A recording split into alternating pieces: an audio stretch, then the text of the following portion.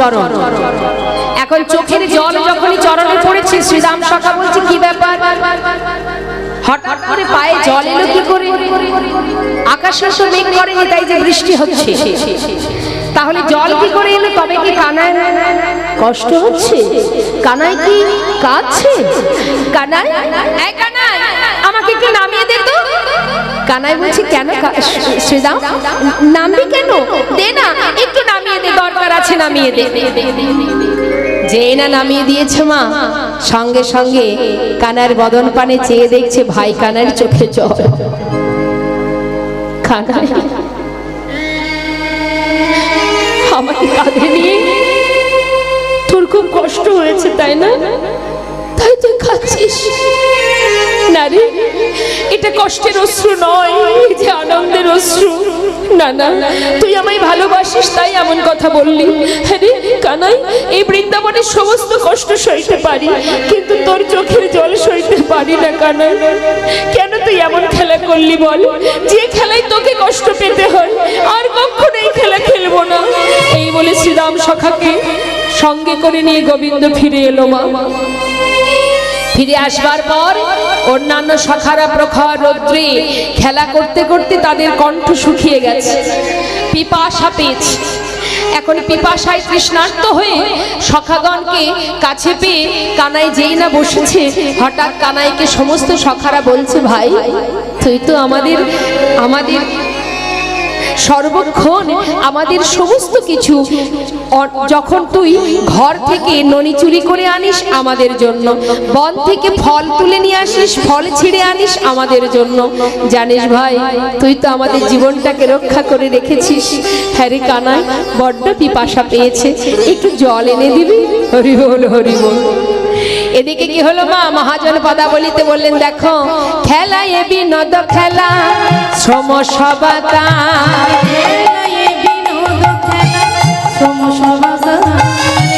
খেলা এ বিনোদ খেলা শ্রম সবাতা,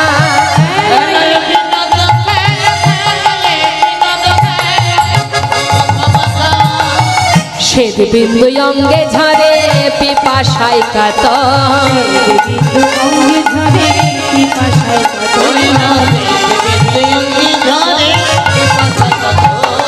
খেলা ভালো লাগে না ভাই, না না খেলা ভালো লাগে না ভাই, পিপাসায় কণ্ঠ শুকায়ে যায়, খেলা ভালো লাগে না ভাই,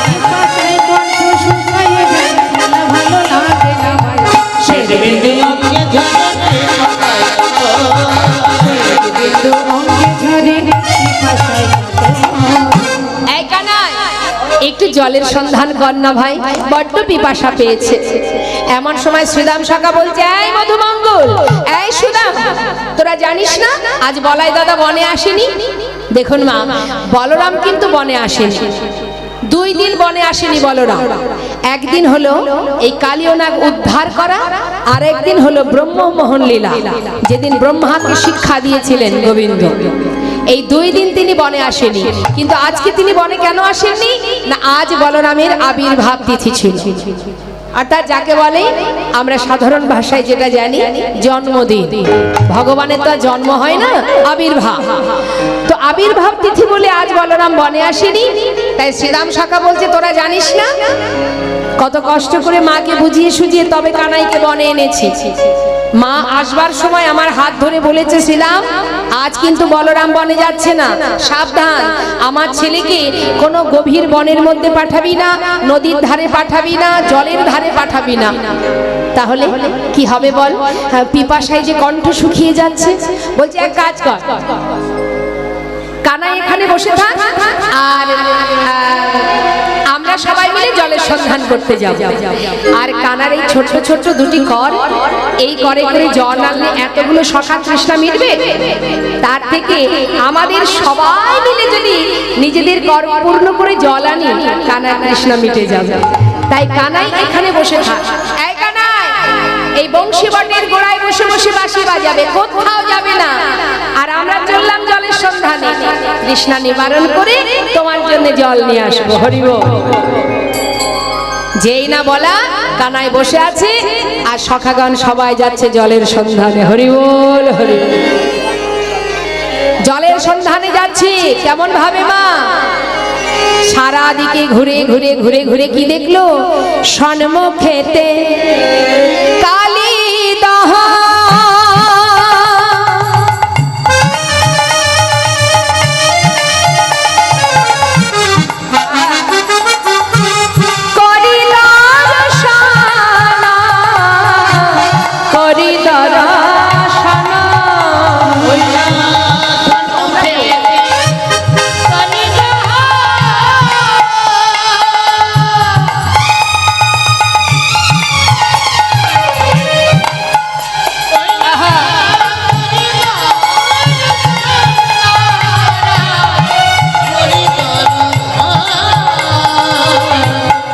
ধীরে ধীরে সখাগণ তথায় আসিল, তথায় আসিল।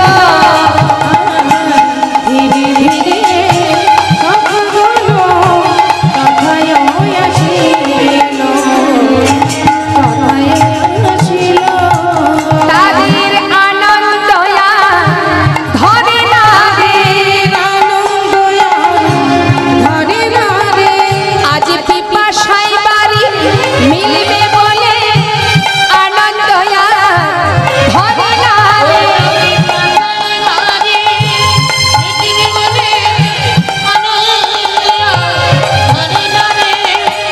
ধীরে ধীরে রাখাল গণ তথায় আসিল,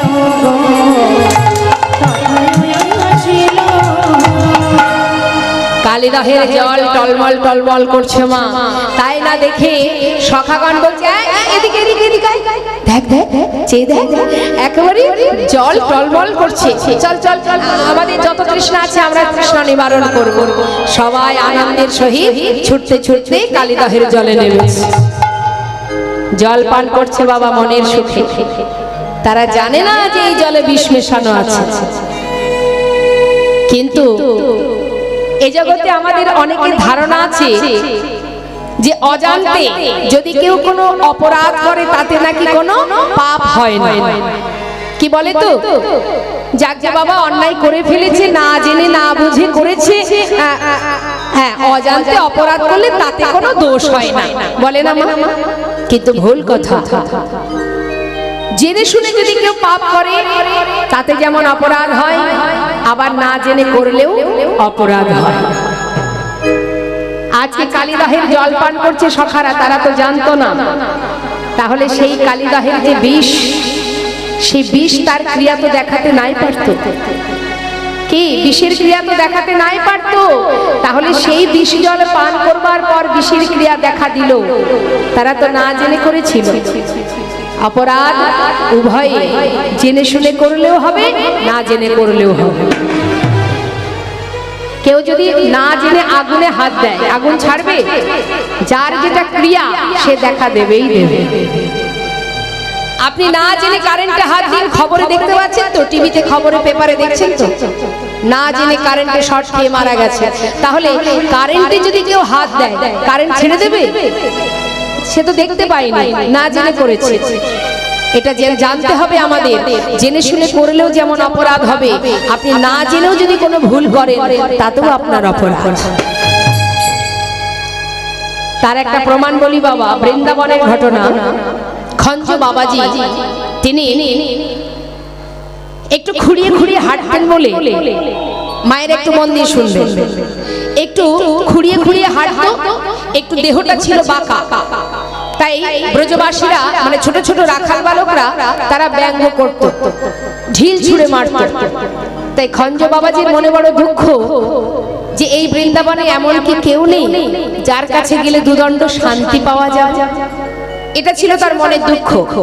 হঠাৎ তিনি জানতে পারলেন যে রাধাকুণ্ডের তীরে সনাতন গোস্বামী তিনি নাকি বড় দয়ালু, তার কাছে যেই যায় সেই শান্তি পায়। তাই এই খবর পেয়ে খঞ্জ বাবাজি তিনি কষ্ট করে হাঁটতে হাঁটতে ওই রাধাকুণ্ডের তীরে যাচ্ছে সনাতন গোস্বামীর কাছে। আর সনাতন গোস্বামী রাধা কুণ্ডের তীরে বসে সে গভীর ধ্যানে মগ্ন। আর তিনি এমনই ভাবে ধ্যান করতেন বাবা, সেই ধ্যানের মধ্যে তিনি রাধা গোবিন্দের লীলা দেখতে পারতেন। এখন মনের আনন্দে ওই ধ্যানের মধ্যে দিয়ে তিনি লীলা দেখছেন। সনাতন গোস্বামী কি দেখছেন? যে শ্রীমতী রাধারানী সখীবেষ্টিত হয়ে আর বধূকে নিয়ে বনে এসেছে। বনে এসে গাছে একটা সুন্দর ফুল দেখে তার বধূকে বলছে, বধূ দেখো কত সুন্দর একটা ফুল ফুটেছে, ওই ফুলটা আমাকে পেড়ে দেবে? গোবিন্দ বলছে, রাধে ফুলটা তো অনেক উপরে, ওটা পারবো কি করে? হ্যাঁ বধূ, তুমি একটু পেড়ে দাও না। বেশ, তাহলে একটা কাজ করি, তুমি আমাকে একটু উঁচু করে ধরো, আমি ফুলটা পেড়ে দিচ্ছি। রাধারানী বলছে, আমি কি তোমাকে তুলতে পারি? তাহলে আমি তোমায় ধরছি, তুমি পারো? বেশ। এবার যেই না গোবিন্দ রাধারানীকে উঁচু করে ধরেছে, রাধারানী গাছে ডালটা ধরেছে। আর যেই না গাছের ডাল ধরেছে, সঙ্গে সঙ্গে গোবিন্দ ছেড়ে দিয়েছে। ছেড়ে দেওয়া মাত্র রাধারানী ডাল ধরে চিৎকার করছে, বধূ আমি তো পড়ে যাব, আমাকে ধরো বধূ, ছেড়ে দিলে কেন? আমি তো পড়ে যাব। সখীরা তাই না দেখে সবাই হাতে তালি দিয়ে আনন্দ করছে। আর খঞ্জ বাবাজি বাবা তখন সবে সনাতন গোস্বামীর সামনে আসছে। ঠিক সেই সময় সনাতন গোস্বামী সেও তো ধ্যানের মধ্যে লীলা দেখছে। দেখতে দেখতে ঠিক খঞ্জ বাবাজি কাছাকাছি চলে এলো। সেই সময় ওই লীলার মধ্যে থেকে তিনিও, সখীরা যেমন হাতে তালি দিচ্ছে, তিনিও হাতে তালি দিচ্ছেন। নিতাই গৌর হরি বল, হরি বল। ওই যে হাতে তালি দিল, খঞ্জ বাবাজি মনে মনে ভাবলেন, ও আমাকে দেখে আজ তুমিও হাতে তালি দিলে? ভেবেছিলাম তুমি বড় দয়ালু, তোমার কাছে এসেছিলাম শান্তির আশায়, আজ তুমিও আমাকে আঘাত দিলে, আমাকে কষ্ট দিলে। খঞ্জ বাবাজি মনের দুঃখে চলে গেল। হরি বল, হরি বল। আর যেই না চলে গেল, সনাতন গোস্বামী ওই যে ধ্যানের মধ্যে লীলা দেখছিলেন মা, অজান্তেই তার কিন্তু অপরাধ হলো। এই অপরাধের কারণে সে তারপর আর লীলা দেখতে পাচ্ছে না। কি হলো? লীলা দেখতে পাচ্ছি না কেন? কি হলো আমার অপরাধ কি? কি অপরাধ হলো আমার? আমি তো জানি না, আমি তো লীলা দেখছিলাম, হঠাৎ করে দেখতে পাচ্ছি না কেন? তাড়াতাড়ি করে আর 5 গোস্বামীকে ডাকলেন। ডেকে তাদের কাছে বিধান চাইলেন, তোমরা আমায় বলো কি অপরাধের কারণে আজ আমি লীলা দেখতে পাচ্ছি না। সবাই বললেন, যে অপরাধী হোক না কেন, তুমি এক কাজ করো, বাড়িতে প্রতিদিন এক এক মুনিবরকে এনে নিমন্ত্রণ করে তাকে সেবা দাও। 100 জনকে সেবা দিতে হবে, তবে তোমার অপরাধ খণ্ডন হবে। এখন এক একদিন এক এক মুনিকে নিমন্ত্রণ করে বাড়িতে সেবা দেয়। সেবা দিতে দিতে আজকের পালা পড়েছে বাবা খঞ্জ বাবাজির কুটির। খঞ্জ বাবাজির কুটিরে যেই না সনাতন গোস্বামী নিমন্ত্রণ করার জন্য ঢুকেছে, সঙ্গে সঙ্গে খঞ্জ বাবাজি বললেন, বেরিয়ে যাও। এত বড় সাহস তোমার? একটু শান্তির আশায় তোমার কাছে গিয়েছিলাম, তুমি আমাকে দেখে ব্যঙ্গ করেছিলে, হাতে তালি দিয়েছিলে, আজ এসেছো আমার কাছে? বেরিয়ে যাও। সনাতন গোস্বামী বুঝতে পারলেন যে আমি এই বাবাজির কাছেই অপরাধ করেছি। তাই সব কথা তাকে খুলে বলার পর তাকে সেবা দিয়ে তবেই অপরাধ খণ্ডন হয়। হরি বল, হরি বল। তাই মাগো, জেনে শুনে করলেও যেমন অপরাধ, না জেনে করলেও কিন্তু অপরাধ। আজ দেখুন সনাতন সমস্ত সখাগণ তারা 1 পা 2 পা করে জলে নেমে পিপাসা নিবারণ করছে। জল পান করতে করতে বাবা কিছুক্ষণ পর দেখা গেল কি, কোন কোন সখার বুকের মধ্যে জ্বলে যাচ্ছে, কোন কোন সখা চোখে দেখতে পাচ্ছে না।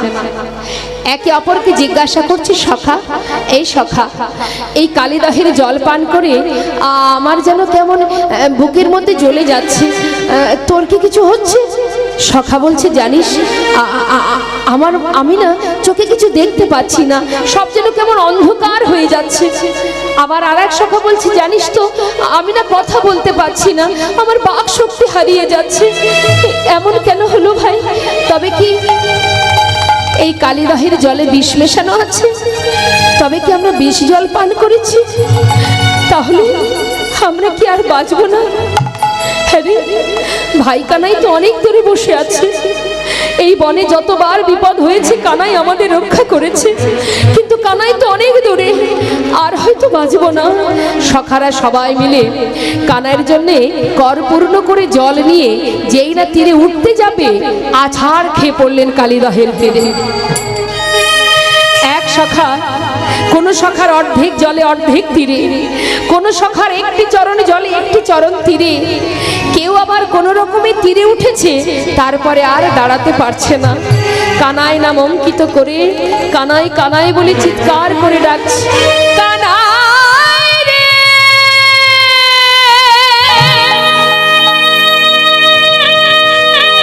ওরে কানাই রে,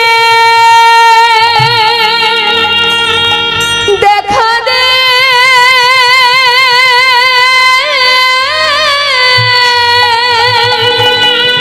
ওরে কানাই রে,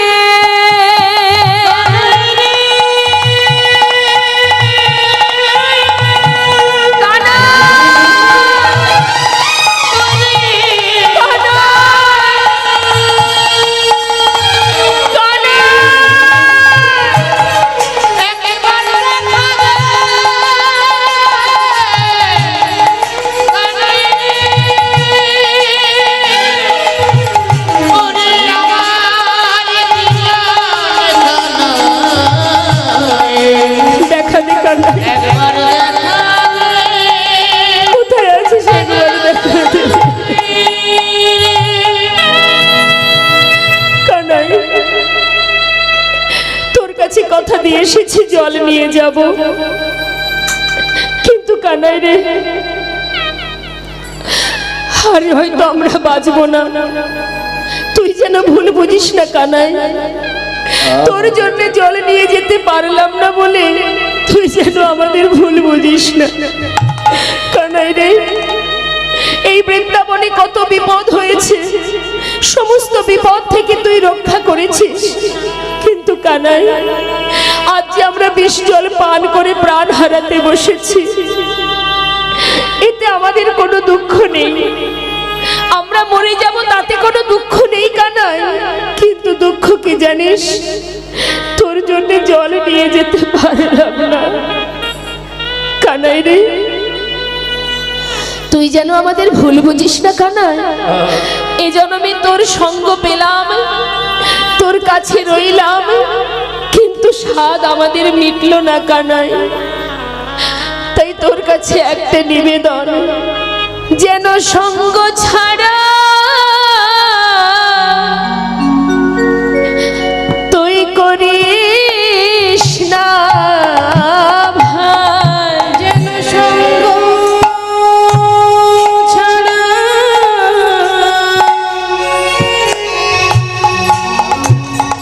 তুই করিস না রে। শুধু এ জন্মে নয়, জন্মে জন্মে কানা, যেন সঙ্গ ছাড়া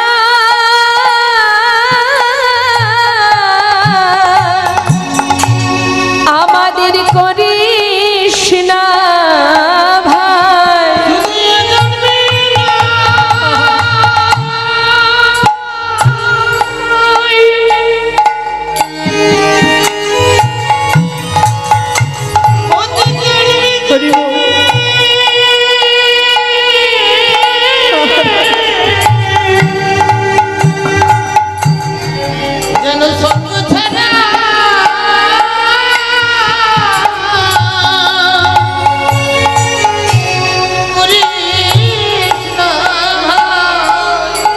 কানাই ওরে,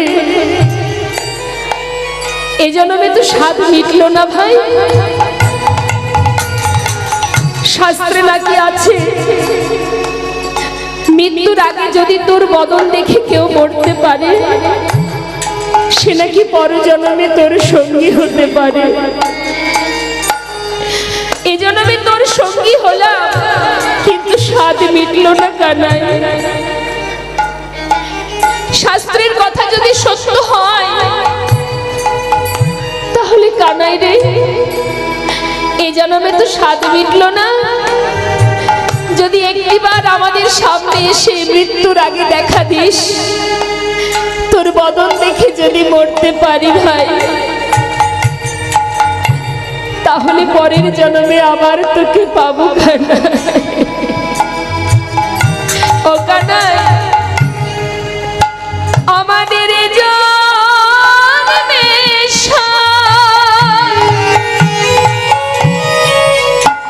মিটিল না রে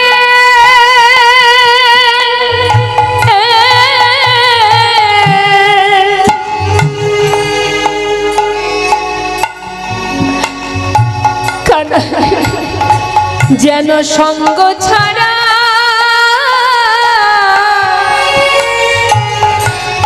আমাদের করিস না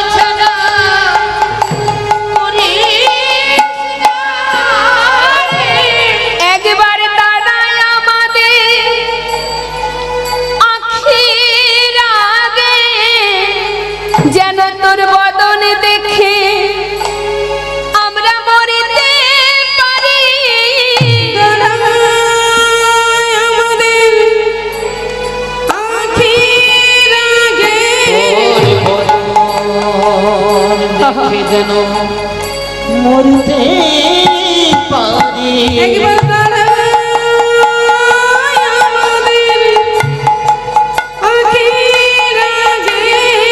যেন মরার আগে